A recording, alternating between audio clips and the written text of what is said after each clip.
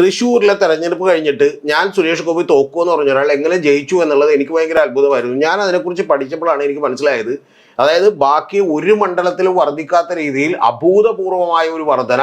ഏതാണ്ട് ബാക്കി വടകരയിലും ആലത്തൂരും മാത്രം 4% വോട്ടുകൾ വർദ്ധിക്കുമ്പോൾ ഇവിടെ വർദ്ധിപ്പിച്ചേക്കുന്നത് 11% വോട്ടുകളാണ് 2019 വർധനയുമായിട്ട് കണക്ക് കൂട്ടുമ്പോൾ. ഇത് യഥാർത്ഥത്തിൽ ഈ കേരളത്തിലുള്ള വലിയ രാഷ്ട്രീയ പാർട്ടികളുടെ നേതാക്കന്മാർ ഞാൻ പറഞ്ഞിട്ടാണ് അറിയുന്നത്. ആദ്യം എനിക്ക് തോന്നി അവർ അറിഞ്ഞിട്ടുണ്ടാവും, എന്നെ പറഞ്ഞ് സൂചിപ്പിക്കാൻ വേണ്ടി ഇരിക്കും എന്നല്ല. പിന്നീട് അവരെന്നോട് ഇങ്ങോട്ട് വിളിച്ച് ഡാറ്റ ഷീറ്റ് ചോദിക്കുകയൊക്കെ ചെയ്തപ്പോഴാണ് അറിഞ്ഞത്. അതുകൊണ്ട് ഞാൻ താങ്കളോട് വളരെ കൃത്യമായി പറയുന്നു, ഇതിനെക്കുറിച്ചൊന്നും വളരെ വിശദമായിട്ടുള്ള പഠനമൊന്നും നടത്താതെയാണ് നമ്മുടെ മാധ്യമങ്ങൾ പറയുന്നത്. എൻ്റെ കാര്യത്തിലേ ഉള്ളൂ. 2025 ലോക്കൽ ബോഡിയിൽ കിട്ടിയിട്ടുള്ള 2,12,12,39,000 വോട്ടുകളിൽ നിന്ന് ഒരു 3 ലക്ഷം വോട്ടുകൾ കൂടി, അല്ലെങ്കിൽ ഒരു 5, 6, 7 ലക്ഷം വോട്ട് കൂടിയാൽ നമുക്ക് മനസ്സിലാക്കാം തീർച്ചയായിട്ടും എന്താണെന്ന്. ഒരു വലിയ വോട്ടുകളുടെ വർധനവുണ്ടായിട്ടുണ്ട്. അതോ ഒരു 2, 3 ലക്ഷം വോട്ടുകൾ കൂടിയാൽ പോലും നമുക്ക് അത്തരത്തിലുള്ള വർധനവുണ്ടായി നമുക്ക് കണക്കൂട്ടാൻ പറ്റില്ല.